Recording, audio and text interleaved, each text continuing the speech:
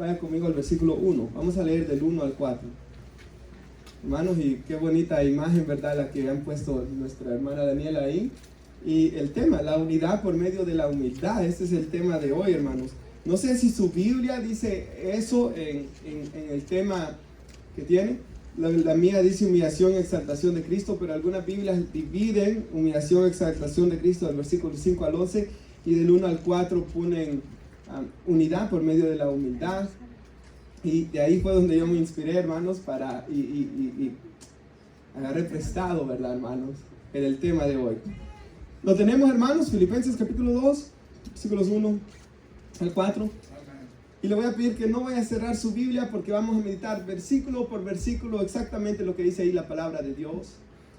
Por tanto, si hay alguna consolación en Cristo, si algún consuelo de amor, si alguna comunión del Espíritu, si algún afecto entrañable, si alguna misericordia, completad mi gozo sintiendo lo mismo, teniendo el mismo amor, unánimes, sintiendo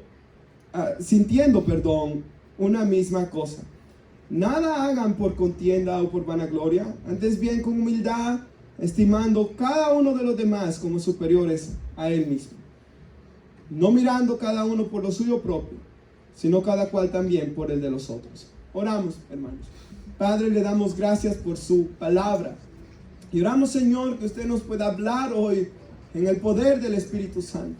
Oramos, Señor, que usted pueda bendecir su iglesia ahora, porque estamos tan necesitados de su palabra, tan necesitados de su bendición, tan necesitados de recibir una palabra del cielo.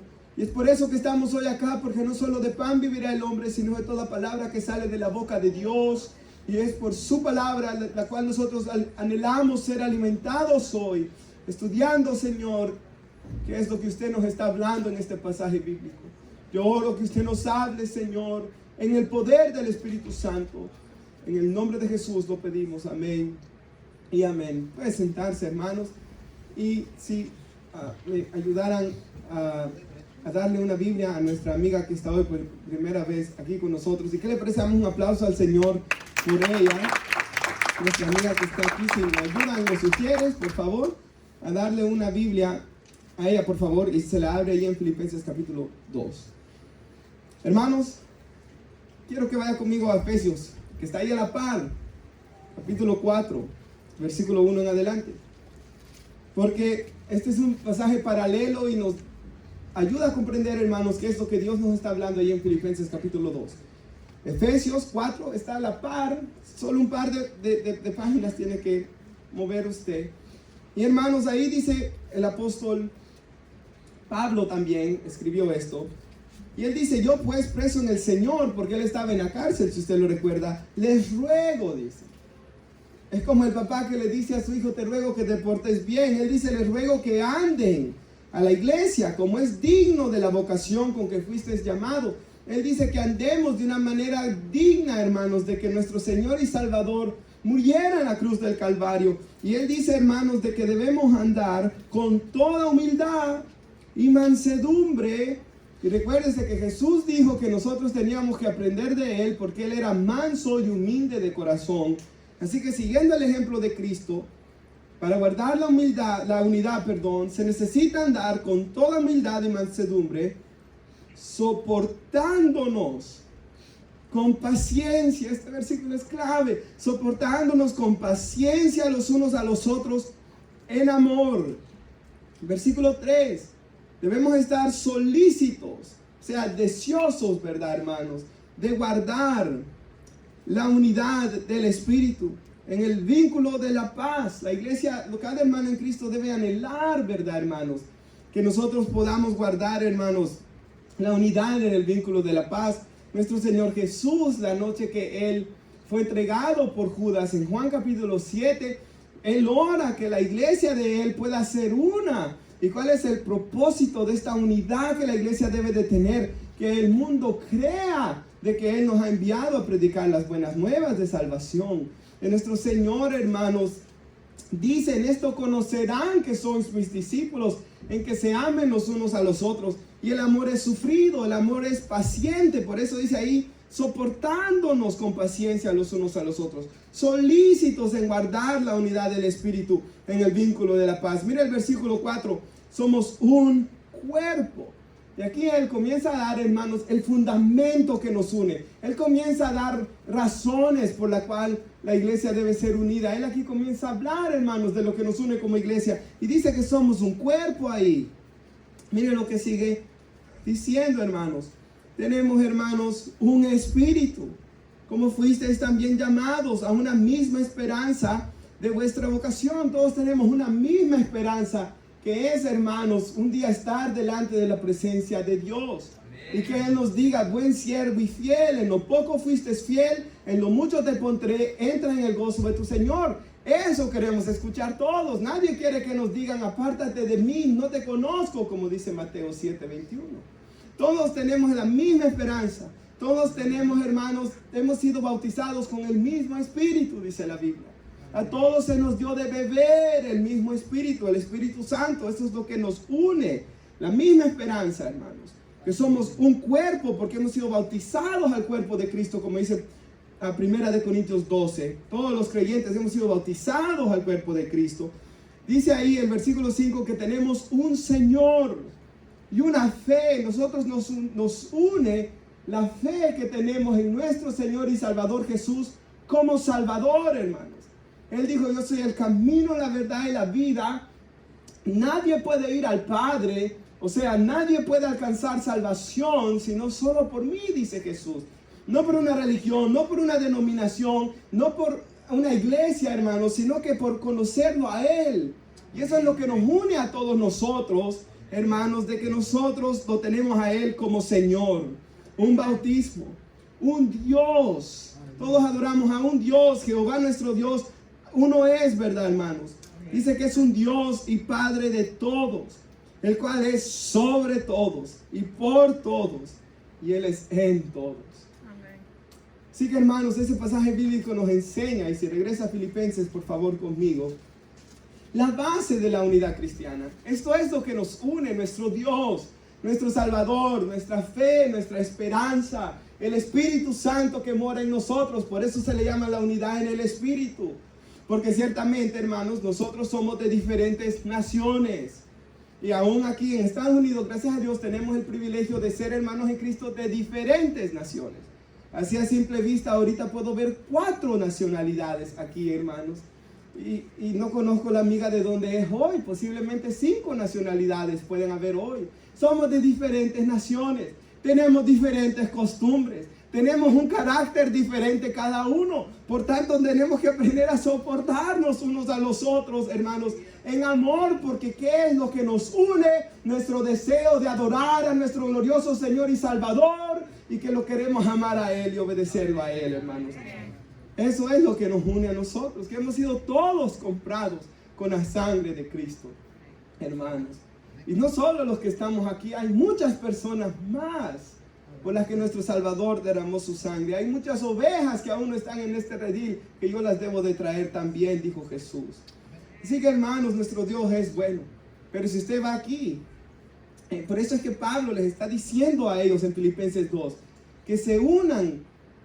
Si usted va ahí conmigo a Filipenses 4, en el versículo 2 y 3, por lo menos sabemos que en la iglesia estaba sucediendo una situación.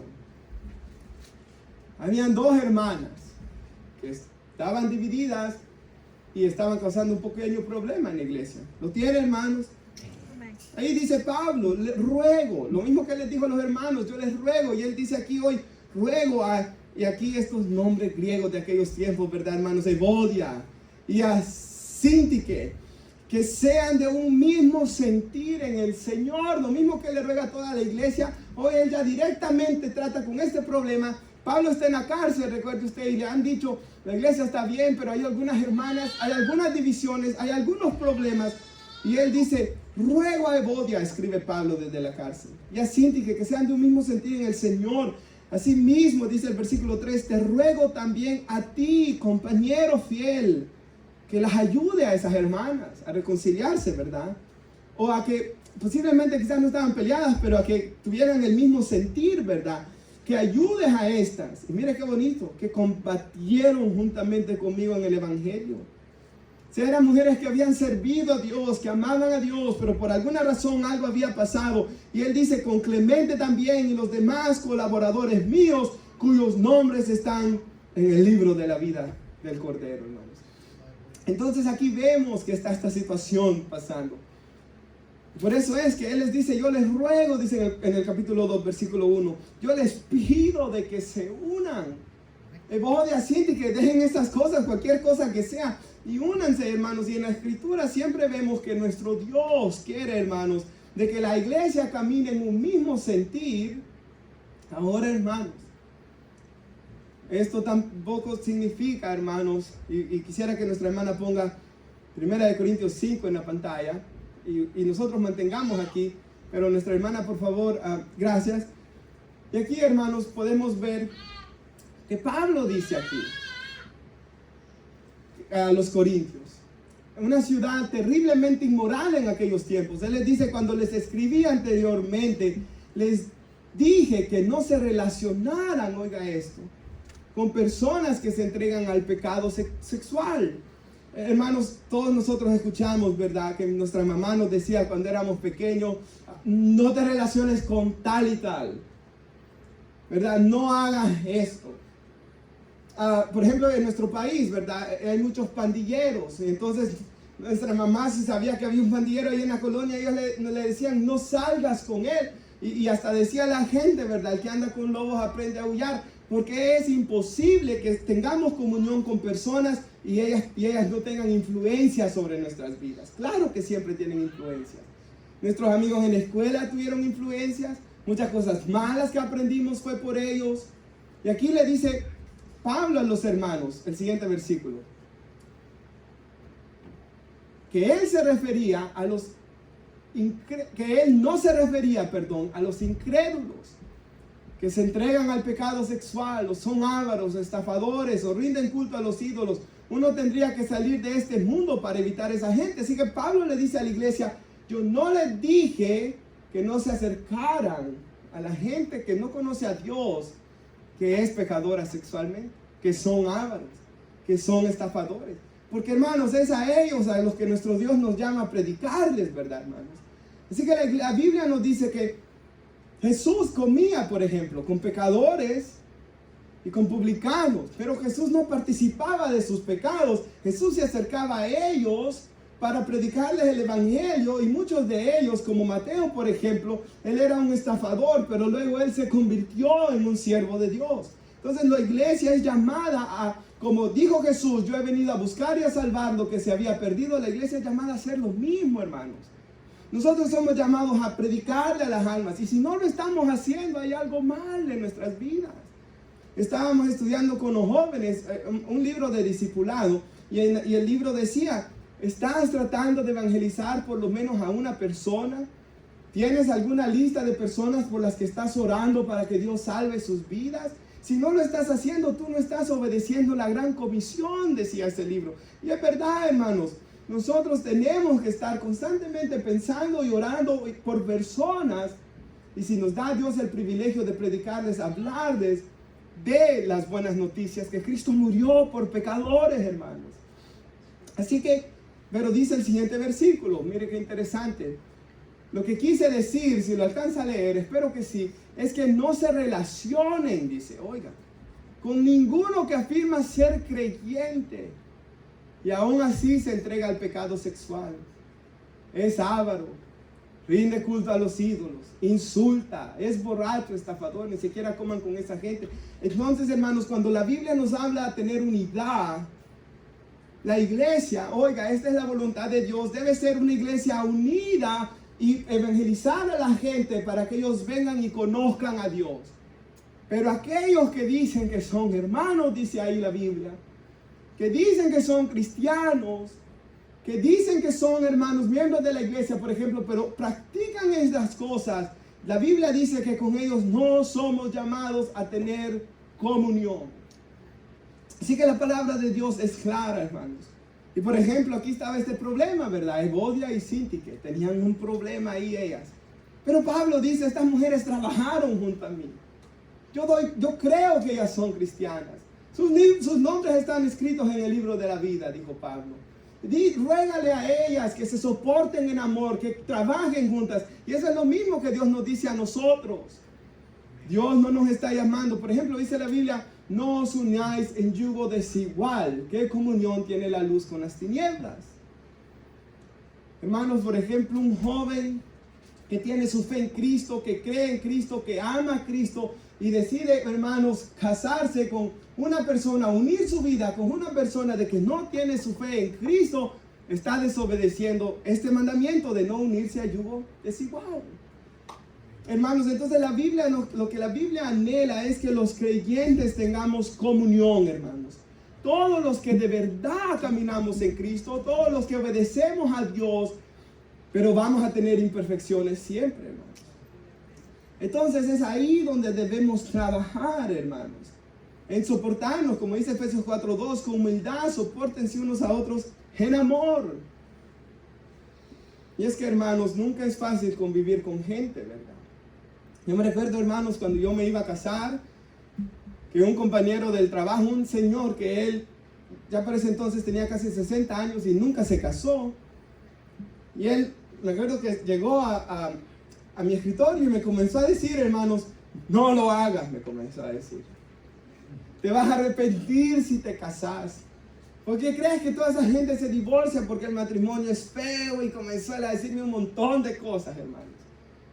Y hubieron por lo menos 3 personas que recuerdo yo de que me dijeron que no es bueno casarse, hermanos, porque cuesta soportar a la otra persona.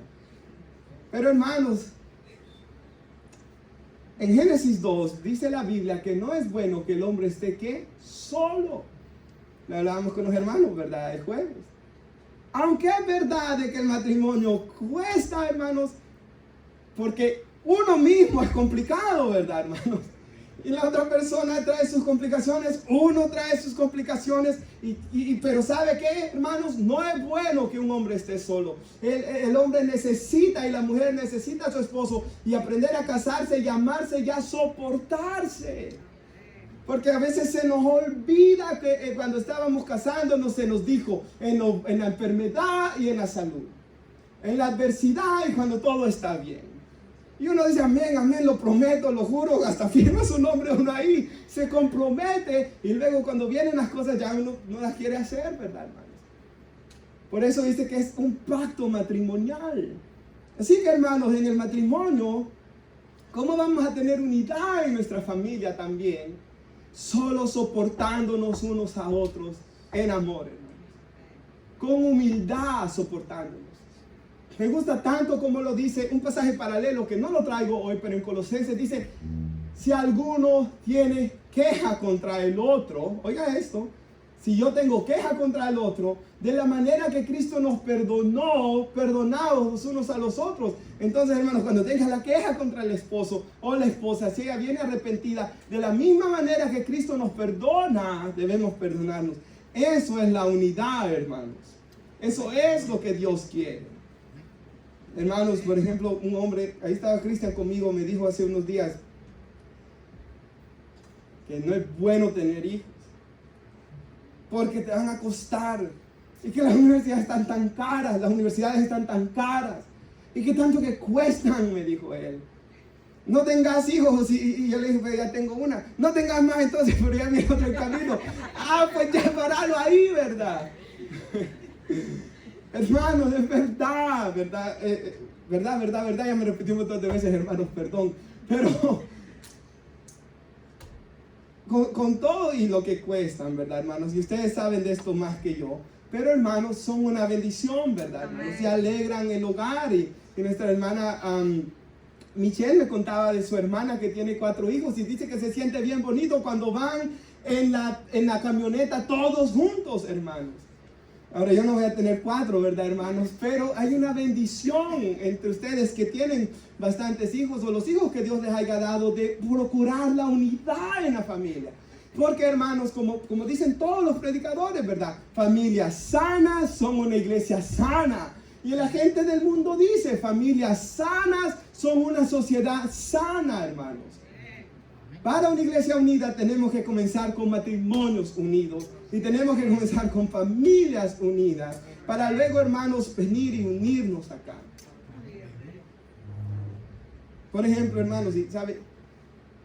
En mi caso, cuando yo fui líder de jóvenes varios años antes de casarme, y tantas dificultades y problemas que de andar lidiando con esos jóvenes, hermanos, me ayudó después y me está ayudando mucho ya en el matrimonio, hermanos. Así que es necesario aprender, ¿verdad, hermanos?, a soportarnos los unos a los otros en amor. Ahora yo sé, ¿verdad?, que también usted ha escuchado esto, hermanos, y comprendo esto, de verdad lo comprendo. No vayas a la iglesia, o si vas, no hables con nadie porque van a haber problemas. En cualquier trabajo, hermanos, hay personas que han decidido trabajar solos en Amazon para no hablar con nadie, para llegar, agarrar la ven, echar los paquetes, irlos a repartir y estar solos todo el día. Lo comprendo. Y hay que ser prudente uno siempre, hermanos, a tratar con toda la gente. Prudentes siempre. Pero debemos ser humildes también. Y Dios nos creó para compañerismo, hermanos. Y yo he contado aquí el día que dejé mi país, hermanos, lo que más me dolía de dejar mi país eran los amigos con los que habíamos crecido juntos de la calle en la que yo vivía, hermanos. ¿Y por qué sentía la vida aquí tan horrible, hermanos? Cuando recién vinimos el primer año, 2 años, 3 años, quizás fue, hermanos, por esto.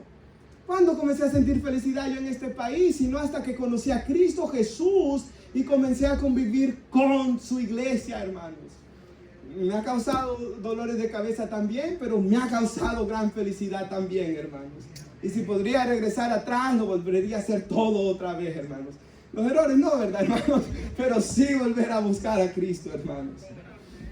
Así que, hermanos, Hechos 2:42, nuestro versículo lema, dice que los discípulos, se reunían a perseverar en la doctrina de los apóstoles. Se reunían a estudiar la Biblia juntos, como nosotros hoy. A tener comunión, ¿verdad? Koinonia en griego. Se reunían a tener comunión, a partir el pan. Y dice que comían juntos con alegría y sencillez de corazón y se reunían a orar. La Biblia es clara, hermanos, en que el Señor quiere que tengamos comunión, que nos casemos, a menos que tenga el don de continencia a alguien, ¿verdad? A que tenga hijos, a menos que Dios decida no darlos también. Pero lo que sí sabemos es que seamos su iglesia, hermanos. Y que caminemos juntos. Así que, hermanos, con esa introducción, vaya usted conmigo a Filipenses 2, por favor, versículo 1. Dejando en claro porque es necesario, hermanos, tener estas relaciones y soportarnos en estas relaciones. Y Pablo les dice, posiblemente esto estaba preparando el camino para ya lidiar con el problema en el capítulo 4, pero él dice, por tanto, si hay alguna consolación en Cristo. Me gusta tanto la manera como él le habla a la iglesia. Si hay algún consuelo de amor. O sea, lo primero que él les recuerda es que Cristo Jesús nos ha consolado, hermanos. Que Cristo Jesús, quizás su vida era como la del hijo pródigo, de que estaba en lo más bajo, hermanos, y sentía de lo peor y quizás sufría de depresión, pero Cristo Jesús vino y lo consoló, hermanos. Y su consuelo fue un consuelo de amor. Así que Pablo, lo primero que él hace es recordarle a la iglesia lo que Cristo ha hecho. Segundo, si hay alguna comunión del Espíritu. La palabra comunión ahí es koinonia otra vez. Que está hablando de un convivir diario, hermanos. De una comunión. De un compañerismo. Nos recuerda que el Espíritu Santo mora en nosotros, pero no solo en nosotros, en todos los hijos de Dios. En Hechos capítulo 2 dice la Biblia que todos los que se arrepienten y creen en Cristo Jesús y claman por salvación, Dios les va a dar un regalo. ¿Y cuál es ese regalo? Que el Espíritu Santo va a venir a morar en ellos. Entonces Él les recuerda esta bendición. Él nos ha dado esa comunión en el Espíritu. Y luego dice, si algún afecto entrañable, de las entrañas, un afecto que viene desde las entrañas. Como cuando Jesús vio aquella multitud que estaba perdida y dice que se le conmovieron las entrañas. Afecto entrañable, yo lo estudié, hermanos, esto en el diccionario, y en el griego original, ese afecto entrañable es la emoción más profunda que una persona puede experimentar. O sea, lo que Pablo está diciendo aquí es que el corazón de un cristiano debe ser un corazón lleno de afecto entrañable, que ama a su Dios. Que, hermanos, como Jesús sintió esa compasión cuando vio las almas, Él se conmueve por las almas. Que la idea de que alguien se vaya a ir al infierno, hermanos, le conmueve el corazón y Él anhela que esa persona sea salva, hermanos. Eso es lo que Él quiere. Que es la idea de que la iglesia de Cristo se destruya, debe de destrozar su corazón, hermanos. Y luego Él dice el versículo 2, completen mi gozo, sintiendo lo mismo. ¿Lo tenemos, hermanos? Teniendo el mismo amor, unánime, sintiendo una misma cosa. O sea, Pablo dice, hermanos, acuérdense que él está preso, ¿verdad? Y él en la cárcel dice, regocíjense, regocijaos, y esta epístola de Filipenses se le conoce como el libro de la Biblia sobre el gozo, ¿verdad? Pero Pablo está diciendo así, aquí, la manera como van a completar mi gozo, que yo me voy a sentir completamente feliz, aunque esté en esta cárcel, pero yo me voy a sentir completamente feliz, es en escuchar de que ustedes están en un mismo sentir, sintiendo un mismo amor. ¿Y quién era el que había puesto ese deseo en Pablo? Nuestro glorioso Señor y Salvador Jesús, que oró una noche antes de morir en la cruz, que la iglesia estuviera en un mismo sentir, en el mismo amor, unánimes, sintiendo una misma cosa. ¿Por qué fue que esa iglesia de Hechos capítulo 2 fue tan bendecida y usada por Dios? Porque ellos estaban unánimes, dice la Biblia, ¿verdad? Esto es algo absolutamente clave, hermanos. Ahora, hermanos, si usted va conmigo al versículo 3, por favor. Aquí el apóstol Pablo nos comienza a enseñar cómo nosotros vamos a poder lograr esa unidad. Y como el tema decía, unidad por medio de la humildad. Y dice aquí, nada hagan por contienda o por vanagloria. Hermanos, vamos a ir despacio en ese versículo. Estuve estudiando, hermanos, la palabra contienda y la manera, hermanos, como la Nueva Biblia de las Américas lo traduce, por cierto. Y es una traducción más exacta, es nada hagan por egoísmo. Y esta palabra es clave. Porque si no entendemos eso, no vamos a entender lo que sigue después. Así que, hermanos, nada hagamos por egoísmo o por vanagloria. Imagínense, hasta la palabra lo dice, es una gloria vana, ¿verdad? Nunca nada de lo que hagamos debe ser motivado por el egoísmo, porque si es motivado por el egoísmo, es ahí, hermanos, donde comienza a haber separación. El esposo que es egoísta y solo piensa en sí mismo está separando su familia, ¿verdad, hermanos? La mujer egoísta también, el hijo egoísta también, hermanos, el pastor egoísta que solo piensa en él también. Los líderes egoístas también. Así que, hermanos, nada hagamos por egoísmo, dice ahí. Nada por vanagloria. Lo tenemos. Antes bien con humildad, dice. Con una actitud humilde, hermanos.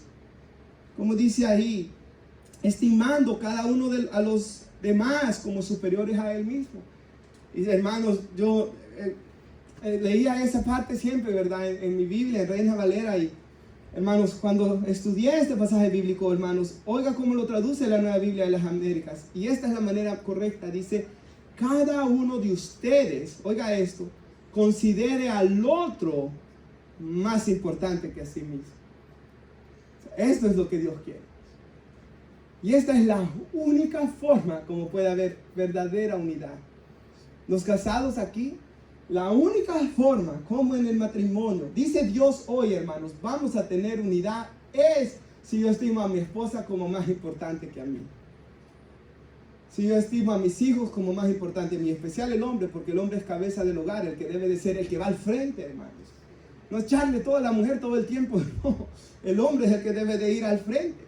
Desde que Adán pecó y le echó la culpa a la mujer, como que una maldición, ¿verdad? La maldición del pecado vino a todos los hombres. Y desde ahí todos los hombres siempre la culpa rapidísimamente se la damos a la esposa. Y la esposa que al diablo, ¿verdad? Como pasó en el jardín del Edén. Pero es importante, hermanos, reconocer nuestras faltas y estimarlas a ellas como más importantes, dice ahí, que nosotros mismos. Y las hermanas también al hermano, ¿verdad? cuidarlo, cocinarle y haciendo todas esas cosas, pensando en él. Y a veces la mujer, hermanos, porque tiene un corazón más tierno que el hombre, piensa más en el hombre, ¿verdad? En que cocine, en cuidarlo, en plancharle, en estas cosas. Y a veces el hombre, hermanos, no. Pero el hombre de Dios debe ser diferente, hermanos. No buscando, dice, en el versículo 4, no mirando cada uno por lo suyo propio, sino cada cual también por el de los otros. Y la Nueva Biblia de las Américas dice, no buscando cada uno sus propios intereses, sino más bien el interés de los demás. Y esa es la manera, hermanos, de tener unidad. Donde, hermanos, yo no estoy buscando mis propios intereses, sino que yo estoy buscando el interés de su esposa o esposo, o el de sus hijos, lo mejor para sus hijos, cada decisión, o cada decisión que usted toma es lo mejor para la iglesia de Cristo. Eso es lo que nuestro Dios quiere. Que en cada decisión, que en cada acto que tomemos, a veces serán decisiones difíciles, a veces quizás hasta podemos llegar a ser malinterpretados, pero que en nuestro corazón lo mejor, cada vez que hagamos, es el mejor y el bienestar para cada persona, hermanos. Porque esa es lo que la Biblia, el Antiguo Testamento, Jesús lo resumió en amar a Dios con todo mi corazón, mente, fuerza, y a mi prójimo como a mí mismo. O sea, eso es la Biblia. Ese debe ser el sentir del cristiano. Eso es lo que debe de estar en el corazón de cada uno, hermanos. Y piensen en esto. Ese pasaje tan famoso, ¿verdad? En Efesios 5, esposos, amad a vuestras esposas como Cristo amó a la iglesia y se entregó a sí mismo por ella. O sea, ¿cómo fue que Cristo amó a la iglesia, hermanos? Entregándose, ¿verdad? Considerando el bienestar de su iglesia más importante que su bienestar. Y Él fue y murió en la cruz del Calvario para salvarnos a nosotros de nuestros pecados. No pensó en su bienestar, Él pensó en el bienestar de su iglesia. Entonces es lo mismo que Dios quiere que nosotros pensemos siempre. Siempre, la hermana pensando en el bienestar de su esposo y sus hijos. ¿Se acuerda el Salmo 31? Proverbios 31. Proverbios 31 se trata de aquella mujer, ¿verdad? De que, hermanos, hace tejidos. Piensen en aquellos tiempos. Ella hacía tejidos y vendía la ropa y cocinaba y tenía la ración para el esposo y los hijos cuando iban a trabajar en la mañana. Y el esposo no se preocupaba de nada, dice la Biblia. Y dice que la gente la bendecía. Oh, qué mujer es esta en la ciudad. Y su esposo mismo, dice ahí, hermanos, que le daba elogios. Entonces eso es lo que cada mujer debe buscar hacer, ¿verdad? Y el hombre debe hacer lo mismo, ¿verdad? Suplir por su familia, ayudar en lo que pueda él en la casa y sacrificialmente, ¿verdad, hermanos? Los unos por los otros. Entonces igual en la iglesia, ¿verdad, hermanos? Lastimosamente vivimos en un tiempo donde la gente cuando va buscando una iglesia lo que va buscando son los beneficios que ellos pueden sacar. Por ejemplo, hermanos, que la música me guste a mí, ¿verdad? O que tengan programas para niños y para esto y para lo otro. Y eso es bueno, que tengan programas para jóvenes y todo eso, está muy bien. Pero rara vez, y esto es el punto que yo quiero hacer, una persona va a una iglesia pensando en qué yo puedo ir a dar, en qué yo puedo ir a servir. No hay ministerio de niños, pues yo lo voy a ir a levantar.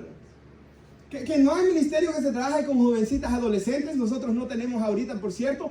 Yo me levantaré si ese es el llamado de Dios para mi vida. O sea, no solo estar pensando en que yo voy a recibir, hermanos, que debemos recibir sobre todo la palabra predicada, porque para eso venimos. Pero debemos estar pensando en qué dar para el bienestar de los hermanos. Y traigo un ejemplo, hermanos, duro, vivo, en el Antiguo Testamento, y es Ezequiel 34. Y por favor, léalo conmigo, hermanos.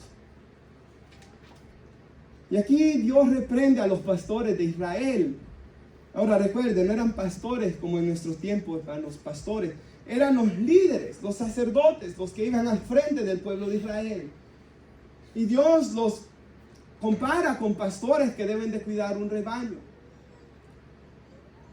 Y este pasaje se le puede aplicar a cualquier pastor, cualquier líder y hasta cualquier papá, mamá, a cualquier persona. Entonces vino mi palabra del Señor y Dios le dijo a Ezequiel, hijo de hombre, profetiza. O sea, profetizar es decirle la palabra que Dios tiene para alguien. Profetiza contra los pastores de Israel. Profetiza y di a los pastores. Y oiga lo que le dice, así dice el Señor Dios. Ay, o sea, ¿en qué problema están, verdad? Ay de los pastores de Israel que se apacientan a sí mismos.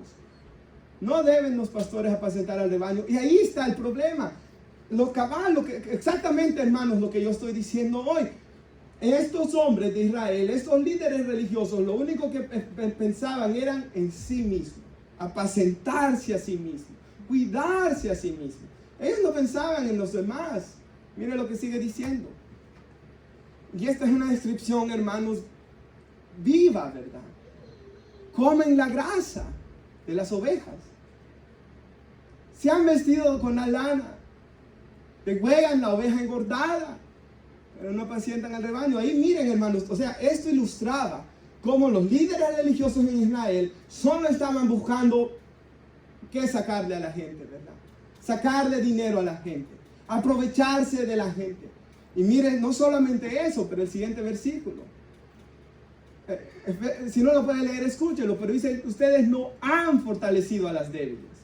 O sea, no solo que ellos estaban solo sacando, pero ellos no estaban dando nada. No han fortalecido a las débiles, no han curado a la enferma, no han vendado a la herida, no han hecho volver a la descarriada, no han buscado a la perdida, sino que las han dominado con dureza y con severidad. O sea, aparte de que ellos no daban nunca nada por el pueblo, los maltrataban y los trataban duramente, hermanos. Y eso, hermanos, es uno de los grandes males que todavía en nuestros días encontramos. Líderes religiosos, hermanos, maltratando y tratando duramente a la gente, pero que ellos no hacen absolutamente nada. Y, hermanos, nuestro Señor lo que viene es igual. Hay papás que tratan duramente a su familia, o hay esposas que maltratan al esposo y le han faltado el respeto, hermanos. Y lo que Dios quiere hoy, y de esta manera yo lo ilustro, es que nosotros dejemos de pensar en nosotros mismos y pensemos en los demás, hermanos. Y pensemos en qué podemos hacer por los demás. ¿En qué puedo hacer para que esta persona se acerque más a Cristo?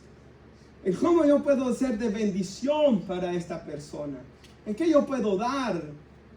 Me gusta tanto la Biblia donde habla de Esdras. Esdras 7:10 dice que él estudiaba la palabra y la obedecía. Pero no solamente él la enseñaba. O sea, todo lo que yo aprendo de la Biblia va a ser para enseñarlo a los demás. Ese debe ser el sentir de cada uno de nosotros, hermanos. Aprender de la palabra para compartirla con alguien. Aprender de la palabra, los que tienen niños, para compartirla con los niños. Aprender de la palabra, ¿verdad?, para enseñarla a los demás. Hermanos, cada uno de nosotros debe estimar a los demás como más importantes a nosotros mismos. Eso es la voluntad de nuestro Dios, hermanos. Un cristiano, hermanos, no debería de ser una persona que siempre esté buscando qué beneficio sacar de las personas como estos hombres. O sea, estos hombres miraban al rebaño como una ganancia, ¿verdad? Y miraban al rebaño, hermanos, como ¿qué puedo sacar yo de ellos? Y ninguno de nosotros debe de mirar a ninguna persona de esa manera. Lo mismo que le he dicho, ¿verdad? No como ¿qué puede hacer la iglesia por mí? Que de verdad la iglesia debe predicar la palabra, ¿verdad? Y debe haber disciplina bíblica y tiene que haber santidad en los líderes, hermanos. Claro que sí, la iglesia tiene que dar, pero también debemos de venir a la iglesia buscando qué nosotros podemos dar, cómo podemos servir, cómo podemos ser de bendición para que las personas se acerquen más a nuestro Señor y Salvador Jesús. Ahora, ¿por qué tienen que hacer eso, hermanos? ¿Por qué obedecer lo que la Biblia nos dice aquí? Vaya conmigo al versículo 5 de Filipenses 2. Pablo aquí les recuerda: haya pues, dice, en vosotros este sentimiento, esta actitud, ¿verdad?, que hubo también en Cristo Jesús. ¿Cuál es la razón por la que debemos de ser este tipo de personas, hermanos? ¿Cuál es la razón por la que debemos de pensar en cómo podemos bendecir a las demás personas? Porque eso fue lo que hubo en el corazón de nuestro Señor y Salvador Jesús. Si hemos puesto nuestra fe en Cristo, nuestro llamado es a seguirlo a Él. Y seguirlo a Él significa pensar como Él, hermanos. Y sentir como Él. Y dice el siguiente versículo, el 6. Que Cristo Jesús, este fue su sentir. Él, siendo en forma de Dios, No estimó ser igual a Dios como cosa que aferrarse, sino que se despojó a sí mismo, tomando forma de siervo, hecho semejante a los hombres, y estando en la condición de hombre, se humilló a sí mismo, haciéndose obediente hasta la muerte y muerte de cruz. O sea, ese es el ejemplo. Ese es el mayor ejemplo de humildad. Eso es lo que la iglesia debe seguir. Y eso es, hermanos, el sentir que debe de haber en la iglesia de Cristo. Oh, ¿cuántas veces, hermanos? Una niña dice que estaba orando en la iglesia. El hermano Sugel en República Dominicana cuenta esto.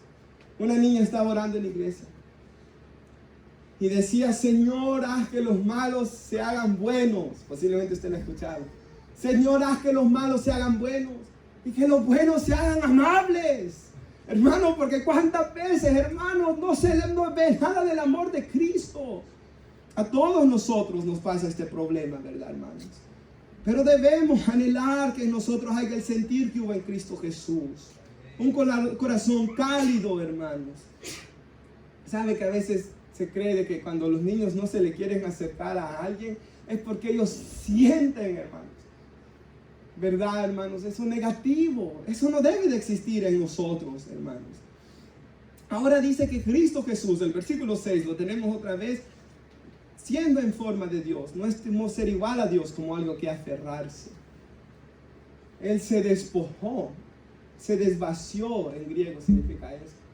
O sea, hermanos, el sentimiento de Cristo, al pensar en salvar a nuestras almas, porque Cristo estaba en toda su gloria, pero Él estimó más importante salvarnos que su bienestar. Y Él, hermanos, dejó su gloria y se hizo hombre y vino a padecer rechazo de nosotros mismos pecadores por los que Él venía a morir con tal de salvarnos.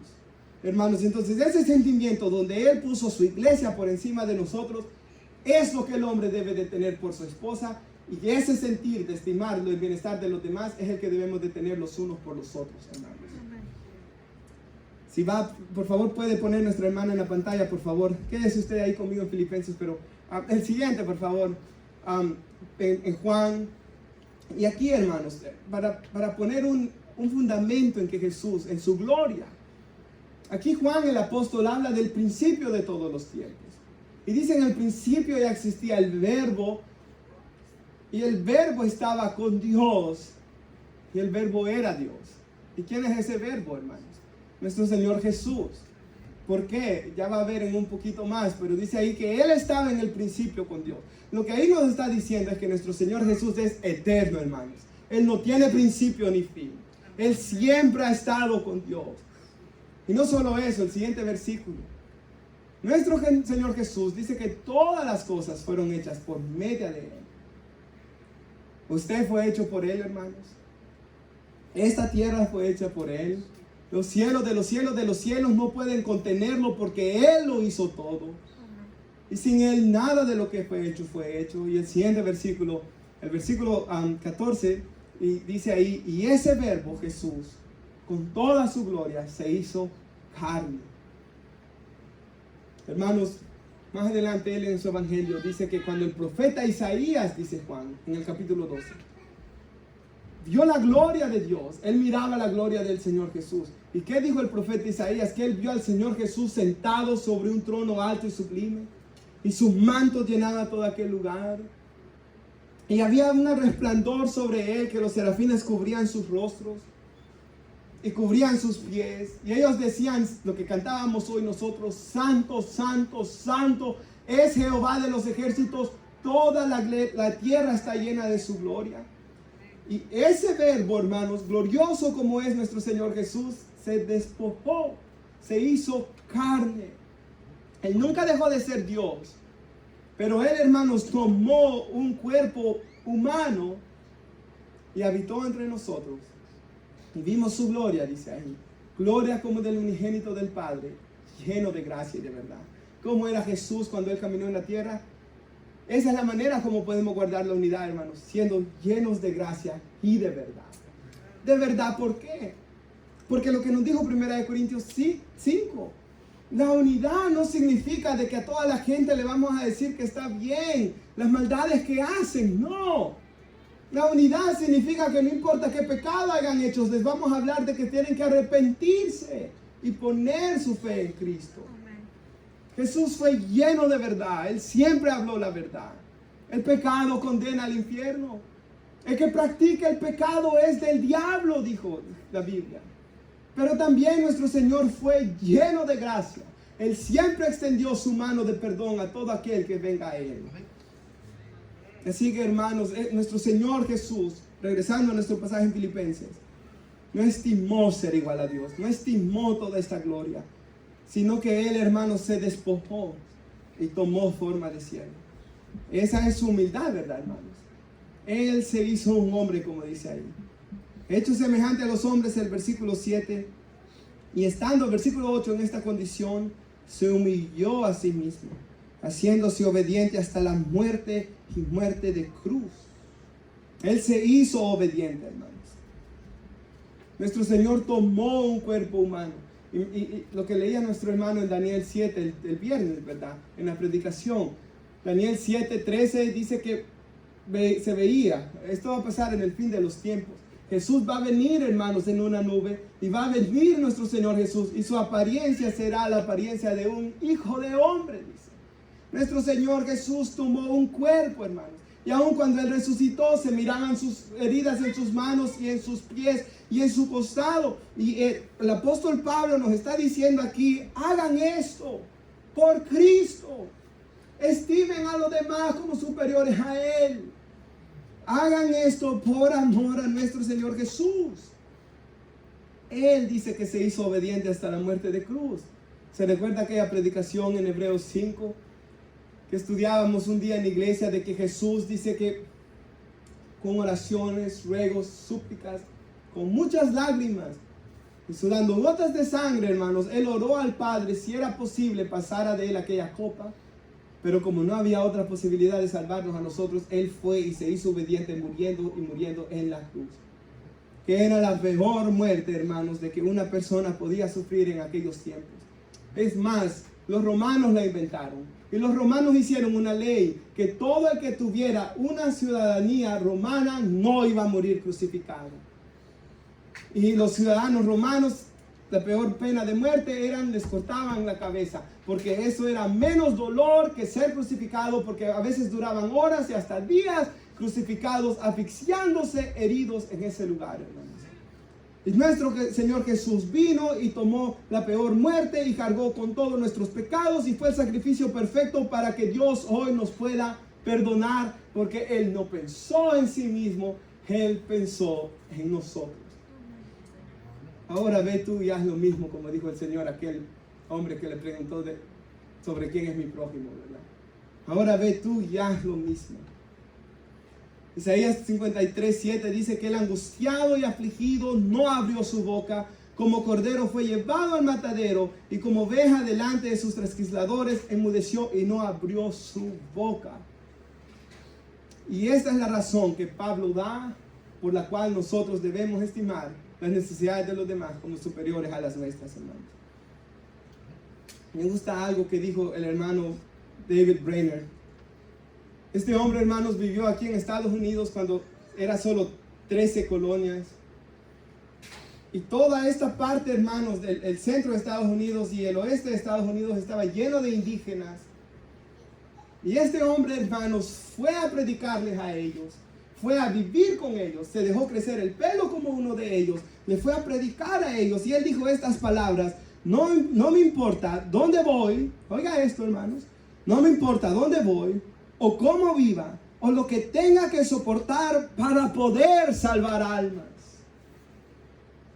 O sea, no me importa dónde voy, cómo viva, lo que tenga que soportar para que estos indígenas conozcan a mi Señor y Salvador Jesús. Ese es el sentir que hubo en Cristo Jesús. Él dejó su gloria para morir por nosotros. David Brainerd dejó su comunidad para ir a compartir a los otros. En nuestros tiempos, yo recuerdo una mujer que me dijo: evangelismo no es para mí, porque a mí no me gusta que me ande humillando la gente, a mí no me gusta rogarle a nadie. Pero ¿qué dice la Biblia en 2 de Corintios 5? Que cuando predicamos es como si Dios rogase por medio de nosotros. Os rogamos, reconcíliense con Dios, dice. ¿Cuál es el sentir cristiano? Yo voy a ir a evangelizar, a hablarle a los demás de Cristo, aunque me rechacen, aunque me humillen. Yo voy a decir en el trabajo que soy cristiano, aunque ya no me quieran hablar. No importa qué yo vaya a pasar, porque yo veo el bienestar de los demás como superiores al mío. Eso es, hermanos, lo que la Biblia nos dice aquí. Segunda de Corintios 8:9, quiero leérselo, hermanos, para ponerle más fundamento a esto. Porque conocen la gracia de nuestro Señor Jesús, que siendo rico, dice, sin embargo, por amor a ustedes se hizo pobre, para que por medio de su pobreza ustedes fueran enriquecidos. Jesús, hermanos, dejó todo lo que él tenía, ¿verdad? Su gloria todopoderosa. Y vino a morir en una cruz, porque él estimó el bienestar de su iglesia más que nosotros. Y nosotros, hermanos, ¿cuántas veces el cristianismo de hoy en día, hermanos, nuevo aquí en Estados Unidos y moderno, no quiere ningún sacrificio y esfuerzo por Cristo? ¿Cuándo fue la última vez quizás que se hizo un ayuno, hermanos, algunas personas? ¿Cuándo fue la última vez que quizás cansado en la noche oró y clamó a nuestro Dios y quizás intercedió por alguien? ¿Cuándo fue la última vez que fue a visitar a alguien que quizás usted no quería ir? Ese es el sentir que debe haber, hermanos, en nuestros corazones. De un amor sacrificial por nuestro Señor y Salvador Jesús. El versículo 9, ya para terminar este mensaje, hermanos. El 9, 10 y el 11. Lo tenemos. Por lo cual, dice, Dios también lo exaltó hasta lo sumo. Aquí vemos el principio de Dios, ¿verdad? Ayer en el ayuno y el día anterior estudiamos bastante sobre el que se humilla, Dios lo exalta, ¿verdad? O sea, el que es humilde, Dios siempre lo va a levantar. El que da su ofrenda en secreto y no sabe su mano izquierda lo que hizo su derecha, Dios lo ve en el secreto y Él lo va a recompensar, ¿verdad? El que ora ahí secretamente, hermanos, nadie lo ve, pero Dios lo va a recompensar. Porque todo el que se humilla, todo el que tiene el mismo sentir de Cristo Jesús, Dios siempre lo va a levantar. Y al Hijo de Dios, dice que nuestro Dios, el Padre, lo ha exaltado hasta lo sumo. Versículo 9 ahí mismo dice que le dio un nombre que es sobre todo nombre. Hechos 4:12 dice que solo hay un nombre debajo del cielo que se nos dio a los hombres en el que podemos ser salvos, el nombre de nuestro Señor y Salvador Jesucristo, hermano. Y dice el 10, para que en el nombre de Jesús se doble toda rodilla de los que están en los cielos, en la tierra y debajo de la tierra. Hermanos, se van a doblar toda rodilla en el cielo. Ángeles van a doblar su rodilla delante de nuestro Creador. Todos los ejércitos celestiales la doblarán. Su iglesia en aquel día, hermanos, toda la iglesia va a doblar sus rodillas y lo vamos a confesar a Jesucristo como Señor para la gloria de Dios Padre, dice ahí. Pero ¿sabe quién más, hermanos? Satanás y los demonios doblarán sus rodillas y lo confesarán al Señor Jesús como Señor para la gloria de Dios Padre. Y no solo Satanás y los demonios, pero todos aquellos que se negaron a arrepentirse de sus pecados y seguir a Cristo también van a doblar sus rodillas en aquel día y será ya demasiado tarde y lo confesarán como Señor y Salvador. Y por eso, hermanos, a mí siempre que tengo el privilegio de hacer la oración de salvación con alguien, yo le digo que doble sus rodillas y ore conmigo. ¿Por qué? Porque, hermanos, eso es simbólico. No, lo estamos haciendo hoy aquí y un día lo vamos a hacer también, hermanos. Doblaremos nuestra rodilla delante de Dios, reconociendo que por Él y para Él sea toda la gloria y la honra y el imperio por los siglos de los siglos. Amén. Amén. Nos ponemos de pie y oramos. Y damos gracias a Dios por su palabra, hermanos. Ahora, hermanos, me gusta tanto lo que dijo Jesús. Separados de mí, nada podéis hacer. Es imposible, hermanos, estimar las necesidades de mi esposa, de mis hijos o de los hermanos por encima de las mías. Como hombre es imposible. Necesito que Cristo ponga su corazón en mí, su amor en mí.